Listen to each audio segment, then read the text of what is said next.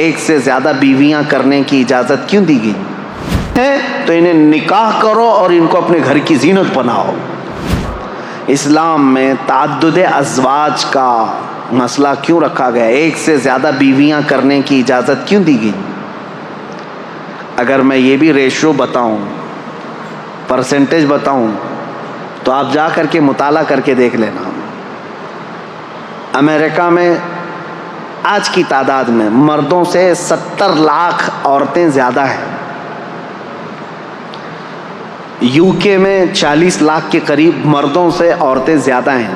تعداد کاؤنٹنگ کی بات کر رہا ہوں، مردم شماری میں۔ رشیا میں بھی تقریباً 50 سے 60 لاکھ کے قریب عورتیں زیادہ ہیں۔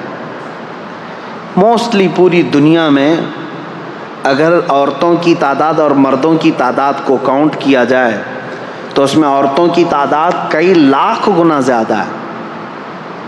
یہ جو بھونکتے رہتے ہیں اسلام 4 بیویاں کرنے کی اجازت دیا، اب یہ سول کوڈ ان کو اسی لیے سب سے زیادہ وہ ہے، ہندوؤں کے لیے قانون بنا ہوا ہے یہاں پہ کہ وہ ایک سے زیادہ شادی نہیں کر سکتے۔ ہندو میرج ایکٹ کے اندر دوسری شادی کرنا ان کے لیے غیر قانونی ہے، اور مسلمانوں کے لیے مسلم میرج ایکٹ کے اندر ہے کہ وہ دوسری شادی کر سکتا ہے۔ ہمارے یہاں اجازت تھی۔ میرے عزیزو، یہ زور زبردستی نہیں، جب لا بن رہے تھے انڈیا کے تب یہ دونوں کے دھرم کو سامنے رکھ کر کے ہی بنایا گیا تھا۔ ہندوؤں کے بھی بڑے بڑے لوگوں سے یہ پوچھا گیا تھا کہ تمہارے اندر یہ پروویژن ہونا چاہیے کہ دوسری کرنے کی، نہ نہ نہ نہ نہ، یہ تو پاپ ہے۔ تو ٹھیک ہے، پاپ ہے تو قانون بنا کر کے رکھا گیا کہ دوسری شادی اس میں نہیں ہونا چاہیے۔ مسلمانوں میں نہیں، جائز ہے، 4 تک کی اجازت ہے، کھلا رکھا گیا، اوپن رکھا گیا۔ ایک رپورٹ ہمارے پاس یہ بھی ہے، 71 سے لے کر 91 تک، 1971 سے 1991 تک کی یہ 20 سال کی رپورٹ کے اندر ہندوستان میں سروے کی ہوئی ایک رپورٹ موجود ہے جس میں ڈبل شادی کرنے والوں کی تعداد سب سے زیادہ ہندوؤں کی ہے، جبکہ اللیگل ہے۔ ٹھیک ہے، میں ابھی آتا ہوں، ہمارے یہاں لیگل ہے۔ سول کوڈ اسی لیے لانا چاہ رہے ہیں بیچارے کہ ان کو ایک سے زیادہ نہیں کرنا پڑتا۔ مسلمانوں کے اوپر بھی یہی قانون آنا چاہیے، ایک ہی قانون ہو جو سب کے لیے چل رہا ہے، اب مسلمان بھی دوسری نہ کریں۔ اور حیرت کی بات ہے، وہ لوگ قانون لا رہے ہیں جن کی ایک بھی نہیں ہے۔ قانون سول کوڈ کی بات سب سے زیادہ وہی کر رہے ہیں جن کے نہ بچے ہیں نہ بیوی ہے۔ خیر، آج ہمارا ٹاپک نہیں ہے۔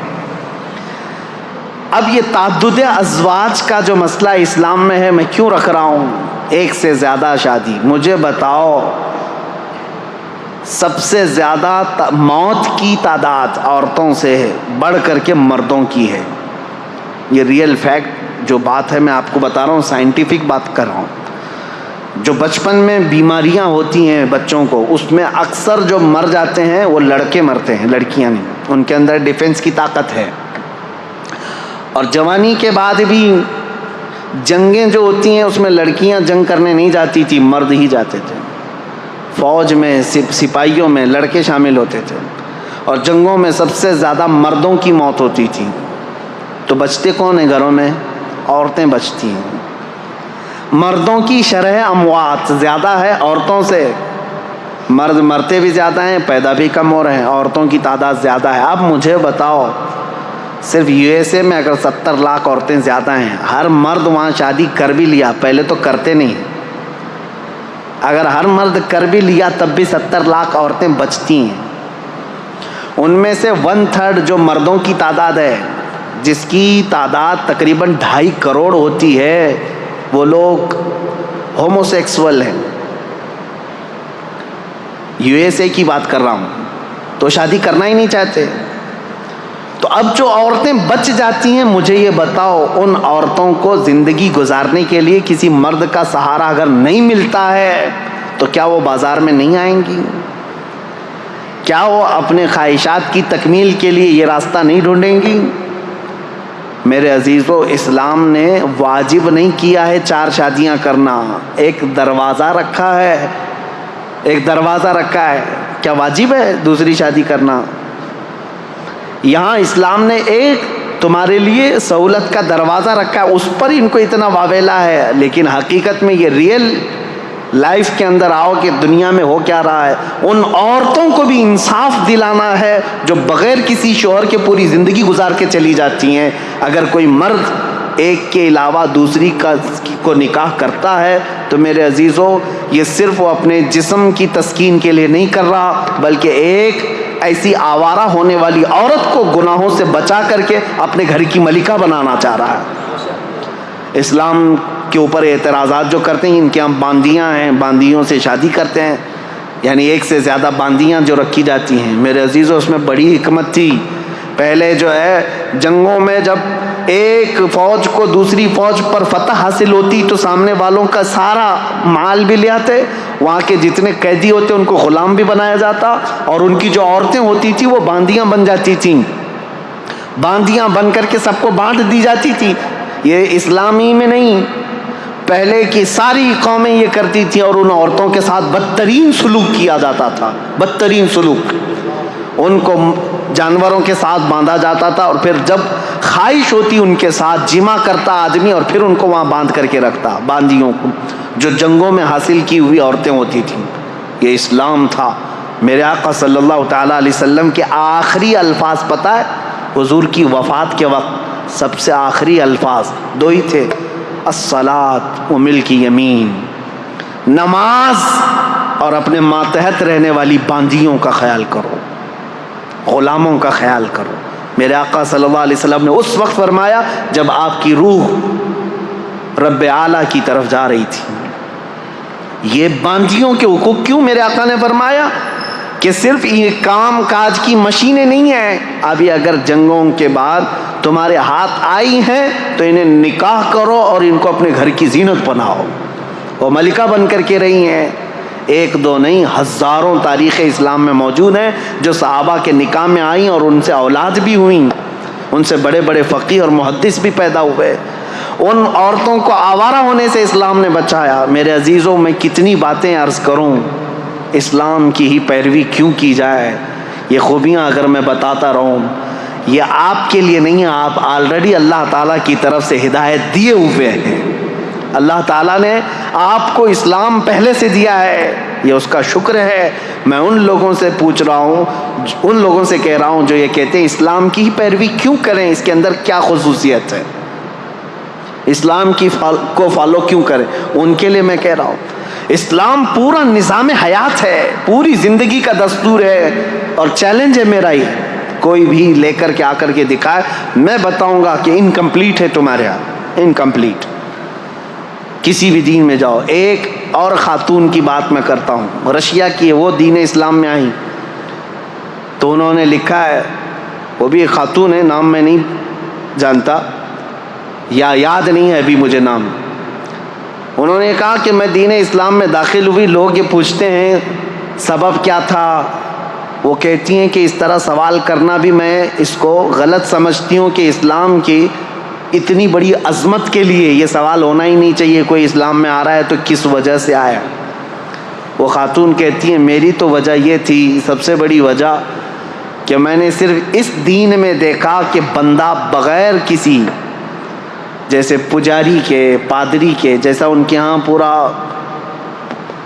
تسلط قائم ہے، حکومت قائم ہے کہ ان کے علاوہ کچھ ہو نہیں سکتا، بابائیت، پاپائیت جس کو کہتے ہیں، وہ کہتی ہے صرف دین اسلام ایسا ہے جس میں بندہ تنہا بھی اگر چاہے تو اللہ سے قریب ہو جاتا ہے، اور خدا فرماتا ہے اے محبوب میرے بندے میرے بارے میں آپ سے سوال کرتے ہیں، اے رسول میرے بندے آپ سے میرے بارے میں سوال کرتے ہیں کہ ہمارا رب کہاں ہے، اے میرے محبوب ان کو جواب دیں کہ ہم ان کے شہرک سے زیادہ قریب ہیں۔ اللہ فرماتا ہے قرآن پاک میں بہت قریب ہوں تم سے۔ وہ خاتون کہتی ہے مجھے یہ فلسفہ اتنا اچھا لگا کہ بندہ یہاں پر آزاد ہے، جو جس طرح دوڑنا چاہے اپنے رب کے حضور ہو جا سکتا ہے۔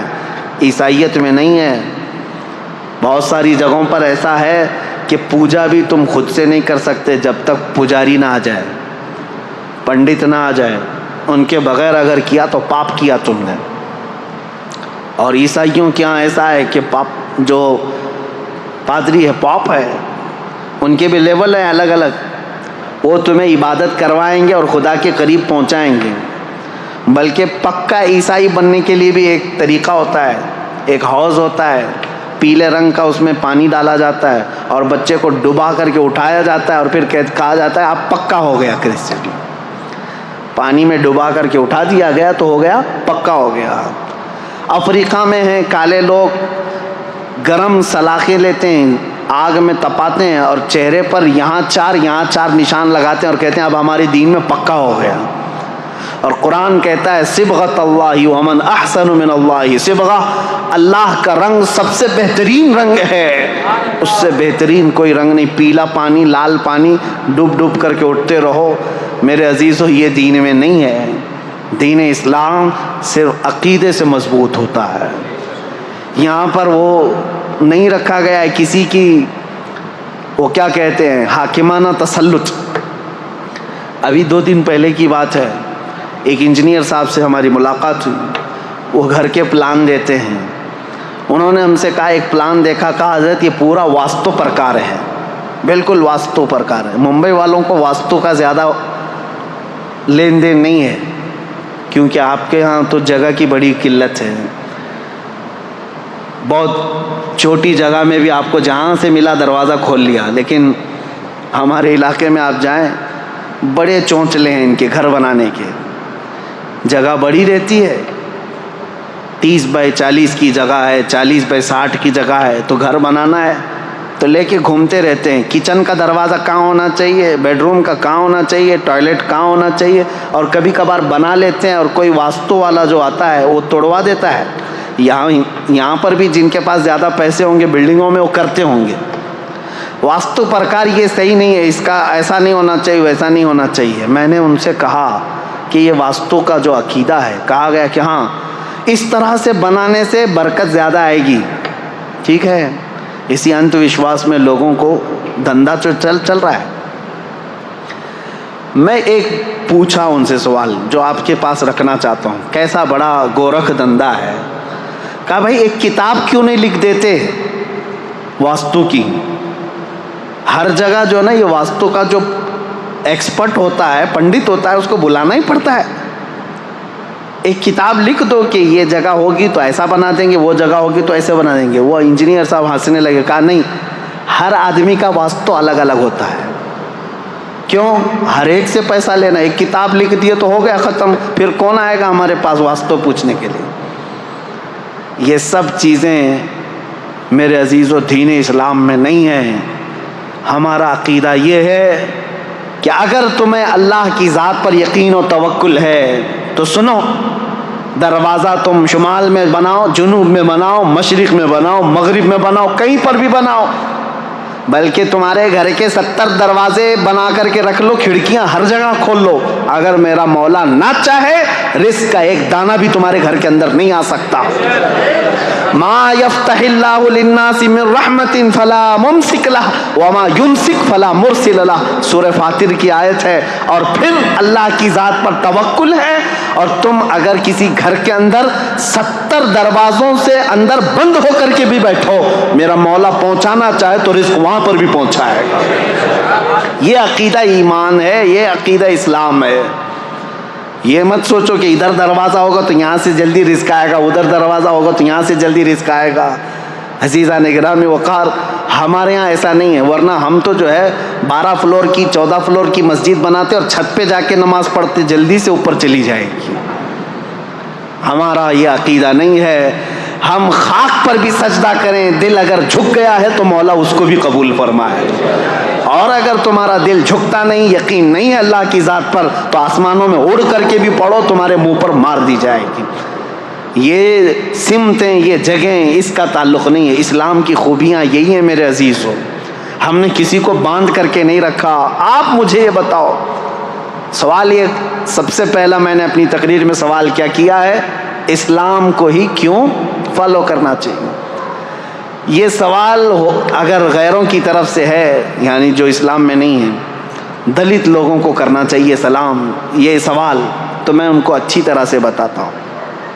جو آج ہمارے ہندوستان میں ایک طبقہ ہے، ہندوؤں میں کاسٹ کیے گئے ہیں، اور برہمن، چھتریہ اور پھر شودر ہے، ویشیہ، یہ سب جو ہے نا الگ الگ قسمیں کی گئی ہیں، اور لوگوں میں یہ بٹھایا گیا ہے جو برہمن ہیں وہ بھگوان کے برہما کے سر سے پیدا کیے گئے ہیں، اور باقی قومیں الگ، کوئی چھاتی سے پیدا کیا، کوئی بازوؤں سے، اور جو شودر ہیں، دلت ہیں، وہ پیروں سے پیدا کیے گئے ہیں۔ منوسمرتی میں تو صاف یہ لکھا ہوا ہے کہ اگر کسی برہمن نے گیتا کے شلوک کسی دلت آدمی کو سکھا دیا تو وہ اس کے ساتھ دوزخ میں جل جائے گا، جہاں پر بھی ہوگی ان کی نرک، وہاں وہ برہمن بھی جلے گا۔ دلت کو اگر سکھا بھی دیا ایک شلوک، کس کا؟ گیتا کا، کیونکہ چنڈال اس کو کہتے ہیں، یہ بار بار ہم سے کہتے ہیں، قرآن کہتا ہے انما المشرکون نجس، قرآن میں کہا گیا مشرک نجس ہیں۔ منوسمرتی اٹھا کر کے دیکھو گے تو آپ کو پتہ چلے گا جگہ جگہ دلت لوگوں کو چنڈال چنڈال ہی کہا گیا۔ چنڈال چور کو کہتے ہیں، اور جتنے دلت ہیں سب چور منوسمرتی کے قانون کے حساب سے۔ وہ بیچارے آج ان بھکت بنے ہوئے ان کے پیچھے گھوم رہے ہیں، ان کو پتہ نہیں ہے تم کو چنڈال سمجھتے ہیں، چنڈال۔ اور اس کے بعد یہ جو بھید بھاؤ ہے، چنڈال کو اگر ایک شلوک گیتا کا سکھا دیا تو کیا ہے؟ نرک میں جل جائے گا۔ کون؟ برہمن جل جائے گا۔ اور میرا نبی کہتا ہے تم نے اگر کسی کو ایک آیت بھی سکھائی، ساتھ میں جنت جاؤ۔ خیرکم من تعلم القرآن وعلمہ، میرے آقا فرماتے ہیں تم میں سب سے بہترین آدمی وہ ہے جو قرآن سیکھے اور دوسرے کو سکھا دے۔ یہاں بھید بھاؤ نہیں رکھا گیا، یہ نہیں کہا گیا چنڈال کو نہیں سکھاؤ گے۔ ہمارے ہاں کسان کا کام کرنے والا، کھیتی باڑی کرنے والا ایک عام کسان کا بیٹا بھی اگر حافظ قرآن ہو تو بڑے بڑے امیروں کا بھی امام بن سکتا ہے، مسلح اس کا حق ہے۔ ہم اس کی ذات پات کو نہیں دیکھتے کہ تو خان ہے کہ پٹھان ہے کہ شیخ ہے، کیا ہے۔ مسلح پر امام کو ہم یہ کہہ کر کے نہیں بڑھاتے، ہم مسلح پر جس کو بڑھاتے ہیں یہ دیکھ کر کے کہ تو میرے مصطفیٰ کی کتنی سنتوں پر عمل کرتا ہے۔ قرآن سب کے لیے عام رکھا گیا ہے۔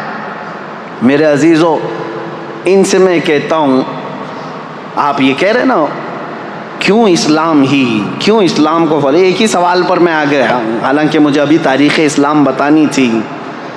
سب سے پہلا سوال یہی تھا کہ اسلام کو ہی فالو کیوں کریں۔ صاف سی بات ہے، آپ یہ بھید بھاؤ کو ختم کرنے والی چیزیں لے کر، ہاں کچھ لوگ کہتے ہیں آپ کے یہاں بھی ہیں، برادریاں ہیں، میں کہتا ہوں ہزار ہمارے یہاں شرابی ہوں، جوے باز ہوں، چور ہوں، برادریوں میں فرق کرنے والے لوگ ہوں، میں ان کو یہ نہیں کہتا کہ وہ اسلامی قانون پر عمل کر رہے ہیں، یا ان کا اپنا بنایا ہوا طریقہ ہے، بدعتیں ہیں، ورنہ میرے آقا صلی اللہ تعالیٰ علیہ وسلم کا جو دین ہے وہ ان سب چیزوں سے پاک ہے۔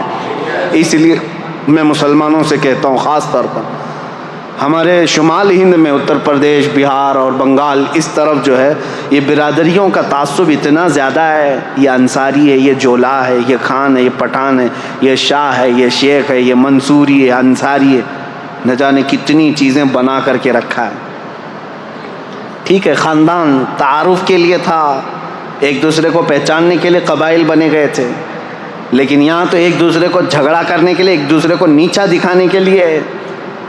میں ایک علاقے میں پروگرام کر کے ابھی آیا ہوں، حج سے پہلے کی بات ہے، میں نام نہیں بتاتا، اس پورے علاقے میں ایسا ہے، انصاریوں کا ایک گٹ ایک محلے میں رہتا ہے، مسلمان ہیں سارے، یہ ایک برادری ہے، اور پھر ابھی قریب کی بات ہے کہ کوئی الیکشن کے لیے کھڑا ہو گیا، پٹھان تھا، خان تھا، سارے انصاریوں نے مل کر کے ہرایا، کہا ہندو جیتے گا چلے گا لیکن پٹھان نہیں۔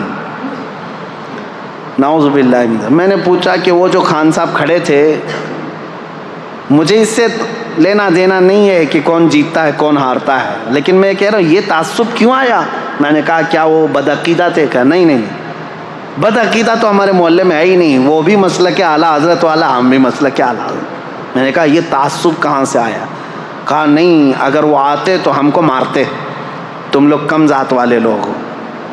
نعوذ باللہ من ذالک۔ یہ تمام چیزیں ان لوگوں سے تمہارے درمیان آئی ہیں جن کے ساتھ آج اٹک بیٹھک ہو رہی ہے۔ شودر لوگوں کے ساتھ جو سلوک برہمن کرتے ہیں، یہ سب چیزیں اسلام میں بالکل نہیں ہیں. اسلام ان چیزوں سے پاک ہے. آپ کو پتہ ہے ایک بار حضرت ابو ذر غفاری رضی اللہ تعالیٰ عنہ نے حضرت بلال کو صرف یہ کہا تھا کالی ماں کے بیٹے. میرے آقا صلی اللہ علیہ وسلم اتنے ناراض ہوئے تھے. پوچھا تھا افیک الجاہلیہ، اے ابو ذر ابھی تمہارے اندر جاہلیت ہے، ابھی جہالت کے زمانے میں پل رہے ہو. حضرت ابو ذر آئے، حضرت بلال کو یہ نہیں کہا کہ غلطی ہو گئی معاف کر دو، کہا ہاتھ پکڑ کر کے لائے، مسجد میں لیٹ گئے، کہا اے بلال تم اپنا یہ کالا پیر میرے چہرے پر رکھ کر رگڑ دو تاکہ مجھے میری غلطی کا احساس ہو جائے. میں نے کیسے کہہ دیا تم کو کالی عورت کے بیٹے، مجھ سے خطا ہوئی، اب تم یہ اپنا پیر میرے چہرے پر رکھو، میں اس لائق ہوں. وہ اس بات کو بھی پسند کر رہے تھے کہ بلال اگرچہ کالے ہوں لیکن اپنا پیر میرے چہرے پر رکھ دیں. حضرت بلال نے ان کو اٹھا لیا، سینے سے لگا لیا، کہا میرے اور تمہارے درمیان جو کامن چیز ہے وہ یہ ہے تم بھی اسی رسول کے غلام ہو جس کا غلام میں ہوں. یہ چیز ہمیں دین اسلام میں جوڑے رکھتی ہے. عزیزان گرامی اوقات، تم سوال یہ کر رہے ہو اسلام کو ہی کیوں فالو کیا جائے. یہ اسلام کی خصوصیت ہے کہ فلسطین کا بچہ روتا ہے تو ہمارے درمیان ہمارے دل کے اندر بھی درد اٹھتا ہے. اسلام نے جوڑ کر کے رکھا ہے. یونیٹی ایسی ہے، اللہ کی قسم حج کر کے آؤ تو پتہ چلے گا، حج کر کے آؤ پتہ چلے گا وہاں اللہ کریم نے ایک لباس میں پوری دنیا کو کس طرح سے بلایا ہے. کسی بادشاہ کو تم پہچان نہیں سکتے.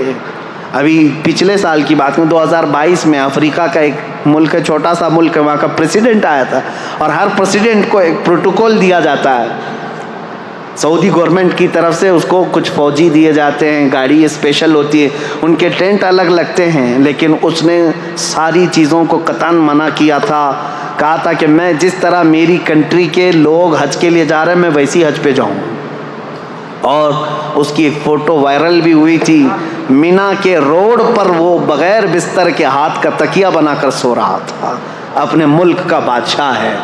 1 سال پہلے کی بات دیکھا ہم نے اور پھر یہ احساس ہوا اللہ کریم نے اسلام میں یہ خصوصیت رکھی ہے. حضرت عمر فاروق رضی اللہ تعالیٰ عنہ بھی وہی کھاتے تھے، حضرت ابو بکر بھی وہی کھاتے تھے جو مدینے کے عام لوگ کھایا کرتے تھے. عزیزان گرامی اوقات، اسلام ہی کیوں، اس کی خصوصیات ہیں. میں لوگوں سے یہ کہوں گا مسلمانوں کے بعض عمل کو دیکھ کر کے تم یہ جج مت کرنا کہ اسلام میں کیسا ہے. تم کو چاہیے کہ اسلام کو پڑھو اور اس کے بعد اسلام میں آؤ. میں سب کو دعوت دے رہا ہوں، RSS والوں کو بھی دعوت ہے، کھلی دعوت ہے، آخری سانس تک یہ دعوت ہے، کیونکہ اچھائی کی دعوت تو دینا ہے نا. کسی کو ڈر لگتا ہے تو جائے، اچھائی کی دعوت ہے. میرے نبی پاک صلی اللہ تعالیٰ علیہ وسلم کا دین ہے. جب آپ ہمیں دعوت دیتے ہیں کسی چیز کی تو ہم بھی آپ کو دعوت دے سکتے ہیں. آؤ پڑھو. لوگوں کے عمل دیکھ کر کے جج مت کرنا کہ اسلام ایسا ہے ویسا ہے. لوگوں کے عمل سے نہیں، اسلام اپنی حقانیت سے چل رہا ہے. اب